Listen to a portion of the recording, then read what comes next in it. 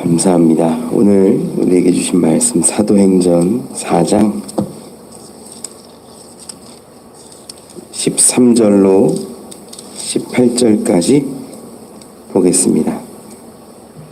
사도행전 4장 13절로 18절입니다. 우리 한 절씩 교독하지요. 그들이 베드로와 요한이 담대하게 말함을 보고 그들을 본래 학문 없는 범인으로 알았다가 이상히 여기며 또 전에 예수와 함께 있던 줄도 알고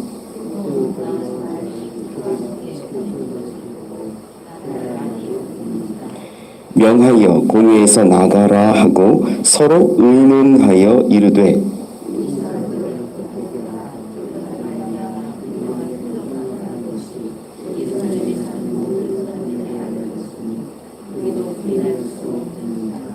이것이 민간에 덮어지지 못하게 그들을 위협하여 이후에는 이 이름으로 아무에게도 말하지 말게 하자 하고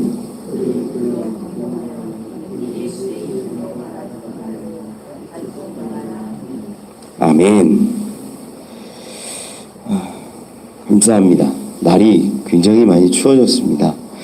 저도 지금 목감기가 좀 있어서 코로나 검사는 계속하는데 음성이고요. 여러분들도 건강 잘 챙기시면 좋겠습니다. 40여 년간 날 때부터 걷지 못했던 자가 이제 걷게 되고 성전에 들어가게 되고 하나님을 찬송하게 되는 놀라운 구원 사건이 있었습니다. 그것을 보고 베드로와 요한이 복음을 전할 그때에 사두개인들을 중심으로 한 자들이 이 사도들을 잡아갔지요. 재판에 세우고 나서 무슨 권능, 누구의 이름으로 이러한 일들을 하느냐 물었을 때에 성령의 강력한 임재하심과 충만하심으로 베드로가 선포하고 말하게 됩니다.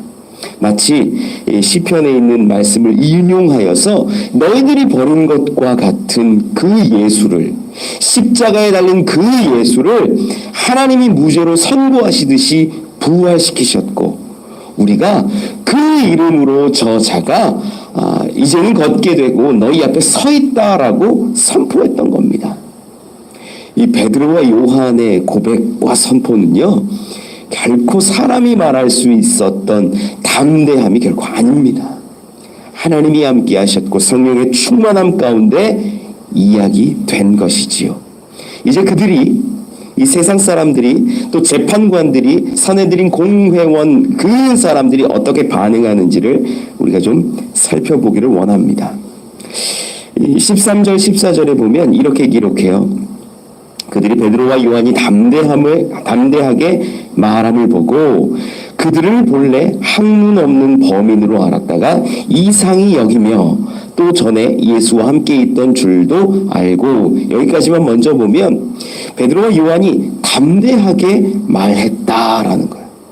이 담대하게 말함의 원인이 어디 있는지 우리는 알고 있지요. 부활의 능력에도 있고 성령의 능력에도 있고 지금 성령의 충만한 역사가 있으니까 그들이 말할 때 담대하게 말할 수 있었겠지요. 이 담대하다라는 게 우리가 우리말로 하면 담이 커서 용감하게 말하다 이런 의미처럼 들리는데 여기에는 이 담대하다라는 헬라어는 파흐레시아라고 이게 확신을 갖고 말한다는 거예요. 확신하다. 그러니까 말하는데 내가 두서없이 힘만 세가지고 용기 있게 이렇게 말하는 게 아니라 내가 알고 있고 믿고 있고 보고 있고 들은 모든 것이 분명하다라는 그 기반을 가지고 선포하고 있었다라는 거예요. 그 상황을 보고 이 산헤드린 공회의 사람들은 학문 없는 범인으로 알았다가 그러니까 학문이 없다라는 건 여기에서는 공부하지 못한 자냐 공부한 자냐 이런 의미가 아니에요. 여기서는 이 랍비의 교육을 받았느냐 아니냐 이걸로 보통 나눠요. 이게 유대 사회에서는 랍비의 교육을 받은 자에 대한 대우가 달라져요. 왜냐하면 처음부터 준비된 자이기 때문에 선생으로서 설 수 있는 자고 이야기할 수 있는 자입니다. 그런데 그냥 아무리 스스로 공부를 많이 했어도 랍비의 교육을 받지 않는 자들은 인정을 잘 안 해주는 경향들이 많이 있지요. 그런데 저들이 담대하게 말하고 확신을 가지고 말하고 자기가 알고 있고 보고 있고 들은 것이 사실이라는 것을 가지고 말하는 것을 느끼는 거예요. 야, 학문 없는, 전혀 교육받지 못한, 랍비 근처에 가보지도 못한 시골의 촌뜨기 어부들이 어떻게 이렇게 담대하게 확신을 가지고 말할 수 있는가? 이상히 여겼다라고 말합니다. 그리고 13절 끝에 보면 전에 예수와 함께 있던 줄도 알고라고 기록해요. 지금 사내들인 공회 가운데에 많은 숫자가 우리가 사두개인이라는 것을 추측하고 알았지요. 바리새인도 있고 그 가운데 지도자들도 많이 있었지만 사두개인이 상당히 많았어요. 이들은 소집되어서 왔을 때 이런 표적과 기사를 구별하고 잘못된 것인가 아닌가를 판단하려 온 사람도 있었을 겁니다. 그러니까 순수하게 그냥 이게 무슨 사두개인들은 어떤 목적을 가지고 예수 안에 죽은 자의 부활이 있다라는 것을 전하고 가르치는 그것을 싫어했지만, 다른 어떤 공회 사람들은 순수한 마음으로 표적이 기사가 하나님으로부터 온 건지 아닌 것인지를 판단하려 온 사람도 그 안에 있었을 거예요. 그런데 보니까 저들이 예수와 함께 있었던 자라는 거예요. 그리고 우리 예수님도 이런 재판 자리에 많이 섰었잖아요. 재판 자리에 설 때 예수님이 수많은 사람들의 묻고 따지는 과정 가운데 굉장히 담대하게 확신으로 이야기했던 것들이 이렇게 오버랩되듯이 겹쳤을 겁니다. 예수라는 자도 시골의 한낱 목수에 불과했는데 그가 말할 때 담대하게 선포하지 않았는가? 지금 저들도 그냥 한낱 어부에 불과한 촌뜨기 사람들인데 그 자와 비슷하게, 예수와 비슷하게 선포하고 담대하게 말했다라는 거죠. 이것이 이상했어요. 거기에 한 가지 더 이제 그들이 어려워하는 문제가 있습니다. 14절 말씀에 또 병 나은 사람이 그들과 함께 서 있는 것을 보고 비난할 말이 없는지라. 누가 서 있었다고요? 병 나은 사람. 날 때부터 안진뱅이였던 그 자가 그 수많은 70명 앞에 서 있었습니다. 그가 처음부터 같이 구류되었는지 아니면 아침에 불려왔는지 알 수는 없어요. 그런데 여기에 서 있어요. 서 있다라는 것이 어떤 의미일까요? 재판관들의 입장에서는 그를 불렀을 거예요. 불러서 참석해서 거기 서라. 그런데 앉아서 걷지 못했던 그가, 한 번도 걸어보지 못했던 그가 지금 뭐하고 있어요? 자기의 힘과 자기의 능력으로 서 있는 거예요. 여러분, 우리는 분명히 알 수 있어요. 지금 사내들인 공회에 지도자가 되고 사두개인이 되고 제사장이 되고 이 바리새인들의 높은 지위에 있는 학자들이 된다라고 하면요, 성전에 수없이 드나들었을 겁니다. 수십 년간 드나들었을 거예요. 그리고 40여 세나 되었던, 본문에도 22절에 나오는 40여 세나 되었던 이 안진뱅이가 그곳에 앉아 있었다면 오랫동안 앉아 있었을 것이고, 그의 얼굴을, 그의 모습을, 그의 걷지 못함을 저 공회원 사람들도 다 알고 있었다는 거죠. 그런데 지금 그가 재판관 앞에 서 있는 거예요. 이것을 보고 그 당당하게 서 있고 담대하게 서 있는 모습을 보고 부인할 수 없고 부정할 수 없고 비난할 수 없었던 것이지요. 이러한 모습 가운데 이제 저들이 한 가지 일을 합니다. 15절에 보면 명하여 공회에서 나가라 하고 서로 의논하여 이르되, 이제 베드로와 요한 사도들을 밖으로 내보내고 자기들끼리 이야기하는 겁니다. 그 기록이 16절, 17절, 18절 계속 되지만 이 16절에서 18절까지 이야기인데요. 그 내용이 어떤 거냐면, 더 이상 이 사람들이 예수의 이름으로 선포하고 가르치지 못하게 하고 위협하고 혼내서 더 이상 이 말들이 세상 가운데, 사람들 가운데 퍼지지 못하게 하자, 이런 말들을 해요. 여기서 우리가 그냥 한 가지 좀 상식적으로 알고 가야 되는 부분들이 있어서, 여러분 성경에 중요한 부분들이 있어서 제가 말씀을 드리면, 지금 사도가 어떻게 됐어요? 밖으로 나갔죠. 나갔는데 여기 있는 기록을 어떻게 쓸 수 있었을까? 사도는 밖으로 나갔어요. 그리고 지금 공회의 사람들이 얘기하고 있고 판단하고 어떤 결정을 내리는데 이 기록이 어떻게 성경에 기록될 수 있었을까? 누가의 추측일까요? 아니에요. 우리가 5장 넘겨서 보면 5장에 34절 좀 볼까요? 사도행전 5장 34절 같이 한번 읽어보죠. 시작. 가말리엘은 율법교사로 모든 백성에게 존경을 받는 자라. 공회 중에 일어나 명하여 사도들을 잠깐 밖에 나가게 하고, 이 가말리엘이라는 사람이 등장하는데 이 사람 뭐 워낙 유명한 율법 학자였습니다. 랍반이라 불리는 뭐 랍비 중에서도 최고의 영예를 받는 그러한 사람이었고, 이 사람이 지금 5장 이야기는 이제 다른 일로 또 잡혀와서 재판받는 장면이기는 한데, 이 공회 가운데 참석했던 공의회 의원이었던 것을 우리가 추측할 수 있죠. 이 사람 여러분 누구를 제자로 두었는지 아세요? 바울이에요. 바울을 제자로 두고 바울이 고백할 때 내가 가말리엘 문화에 있었다라고 말을 해요. 그러니까 가말리엘이라는 사람은 굉장히 대쪽 같고 성경 말씀에 밝고 율법에 해박한 그런 사람들인데 기독교에 그래도 상당히 열려 있었던 사람으로 보입니다. 그 자가 바울을 가르치기도 했었는데 바울이 나중에 이제 회심도 하고 이러한 사건들을 겪은 다음에 가말리엘하고 얘기를 했을 가능성이 굉장히 높지요. 그리고 전도 여행 가운데 바울이 누구랑 같이 다녔던 거예요. 지금 이 사도들을 베드로와 요한을 밖으로 내보내고 이야기했던 공회 안에 있었던 사람들의 기록이 어떻게 밖으로 나갈 수 있는가 충분히 가능하다라는 걸 우리는 기록들을 통해서도 확인할 수가 있는 겁니다. 그래서 성경의 기록이 추측이나 이런 걸로 기록된 게 아니라 분명한 역사적 사료들을 기반으로 되었을 것을 우리는 알 수 있어요. 다시 본문으로 돌아와서 보면 저들이 이제 말하는 것이 16절 같이 한번 읽어보죠. 사도행전 4장 16절 시작. 이 사람들을 어떻게 할까? 그들로 말미암아 유명한 표적 나타난 것이 예루살렘에 사는 모든 사람에게 알려졌으니 우리도 부인할 수 없는지라. 여기에서 저들이 이제 재판관들이 이야기하는 게 이 표적이 나타난 것이 모든 사람에게 알려졌고 우리도 부인할 수 없다라고 말합니다. 잠시 이 사도를 밖으로 내보낸 다음에 저들이 말하는 게 이 사람들을 어떻게 할까요?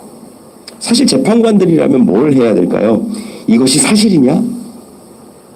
정말 저가 일어났느냐? 예수의 부활이 맞느냐? 이런 사실관계를 따지거나 논리적으로 이제 서로 이제 얘기하면서 정말 저들이 말하는 것이 사실이고 진실이냐, 부합하냐 이런 것들을 따지는 게 아니에요. 저들이 하는 말이 이 사람들을 어떻게 할까? 걷게 된 사실을 부인할 수 없었고 그와 함께 사도가 서 있었던 것들을 부정할 수 없으며 그들을 통하여서 역사하고 이제는 일으킨 예수 그리스도를 부정할 수 없었다라는 거예요. 연결됩니다. 지금 서 있는 사람을 통하여서 예수 그리스도와 모든 하나님의 권세까지도 부정할 수 없게 되었다라는 의미지요. 지금 그리고 왜 여기서 부활이 중심이 되진 않아요. 이야기 중에. 왜 그런가? 산헤드린 공회를 우리가 이해하면 돼요. 산헤드린 공회에 지금 가장 많이 모인 중심이 누구예요? 사두개인이잖아요. 그런데 그 가운데 누구도 있어요? 바리새인도 있어요. 율법 학자도 있어요. 가말리엘 같은 사람도 있어요. 그러다 보니까 지금 여기서 예수가 부활했냐 아니냐라는 걸 싸우기 시작하면 결론이 안 나는 거예요. 이길 수도 없는 거예요. 사두개인이. 그 공회에 있는 사람들의 말들을 다 이길 수가 없는 거예요. 그러다 보니까 부활은 둘째로 넘겨놓고 예수의 이름만 가지고 전했다면 예수의 이름이랑 묶어가지고 그 신성모독했던 예수를 통하여서 저들을 처단하려고 했던 건데 부활을 이야기하고 하나님의 권세를 이야기하고 정말 일어나게 된 자가 옆에 서 있으니까 아무 말도 못하고 부인할 수 없었던 것이지요. 그래서 결정하는 것이 17절, 18절입니다. 같이 한번 읽어보죠. 시작. 이것이 민간에 더 퍼지지 못하게 그들을 위협하여 이후에는 이 이름으로 아무에게도 말하지 말게 하자 하고 그들을 불러 경고하여 도무지 예수의 이름으로 말하지도 말고 가르치지도 말라 하니. 보세요. 여기 지금 뭐가 있냐면 부활에 대해서 부정하는 말도 없고요. 그런데 딱 하나 제지하는 게 있다면 예수의 이름으로 하지 말라는 거예요. 예수의 이름으로. 예수의 이름으로. 정치적으로 지금 행하고 있는 것을 우리는 알 수 있습니다. 지금 저들이 이야기하는 것도요. 17절에 보면 민간에 더 퍼지지 못하게 그들을 위협하여, 민간에 더 퍼지지 못하게 위협했는데 16절에 뭐라고 이야기하냐면요. 유명한 표적 나타나는 것이 예루살렘에 사는 모든 사람에게 알려졌으니, 이게 되게 모순인 거예요. 이미 예루살렘의 모든 사람이 알게 됐다고 자기들도 인정하고 있으면서 민간에 더 퍼지지 못하게 위협하고 있는 거예요. 어리석죠. 어리석어요. 지금 믿는 자가 잡혀갈 그 당시, 이 베드로와 요한이 잡혀갈 그 당시에 믿는 자가 5천이나, 남자가 5천이나 되었다라고 성경은 분명하게 기록합니다. 그런데 그 수많은 사람들이 이제 그 안진뱅이가 일어서고 하나님을 찬양하고 구원받는 모습을 보면서 예수를 믿게 되었는데 퍼지지 못하게 하자고, 예수 이름 드러내지 못하게 하자고 이야기하고 있는, 궁색해요. 저들이 이 베드로와 요한을 붙잡거나 징계할 만한 증거, 어떤 이유를 찾지 못했다라는 거예요. 때리지도 않습니다. 그저 위협만 할 뿐이죠. 우리는 여기서 분명하게 알아야 되는 게 하나 있어요. 지금 하나님의 권세도 저들은 부정하지 않았어요. 안진뱅이가 일어선 것도 부정하지 못했어요. 부활도 논의의 대상에 들어가지 못해요. 알 수 없는 거니까. 그런데 하나, 저들이 제지하고 제한하는 것도 있어요. 그게 뭐예요? 예수 이름이에요. 지금 여러분 가만히 보십시오. 그들의 모습이, 전략이 지금하고도, 지금 이 시대하고도 동일해요. 여러분, 그리스도인들이요, 얼마나 선한 일들을 많이 하고 세상 가운데 빛과 소금 같은 일들을 많이 하는지 저들도 알아요. 한국교회가 어려운 사람들을 돕고 나누고 퍼주고 먹이고 연탄 갖다 주고 반찬 갖다 주고, 제가 며칠 전에 기사에서 본 건데, 태안에 기름 유출 사고가 있었을 때 그때 한국교회가 얼마나 많이 가서 그 기름들을 다 닦아냈습니까? 123만 명이 갔다 그래요. 유네스코 세계 기록문화유산에 등재됐어요. 그 가운데 거의 85%가 기독교인이었다는 거예요. 어마어마한 일을 한국교회가 했어요. 세상 사람들도 다 알아요. 너희들 참 착하다. 한국교회가 도와달라고 그래요. 정치인들 뭐 되기만 하면 한국교회 교단 중요한 사람들 만나갖고 도와달라고 해요. 그런데 그들이 이야기하지 못하게 하는 게 있어요. 부활, 신앙적인 거니까 얘기할 수 있어요. 예수에 대해서 얘기하지 못하게 해요. 너무 신기해요. 하나님도 다 인정하는 것 같아요. 세상 사람들 보면 멋있는 있지. 하나님 계신 것 같아. 예수에 대해서는 받아들이지 못하고 예수에 대해서는 긍정하지 못한다라는 거예요. 여러분, 그래서 우리 가운데 지금 필요한 건, 물론 선함도 필요한 거고요. 선한 일도 우리 가운데 있어야 됩니다. 그런데 지금 이 시대에 필요한 게 뭐냐? 순수하게 예수 그리스도를 증거하고 복음을 전하는 그 일이 너무나 중요하다라는 거예요. 세상이 많이 잃어버렸습니다. 우리 한국교회가 많이 잃어버렸습니다. 예수를 마음에 품고 우리가 손으로 발로 좋은 일들 해가지고 전하게 하면 되지.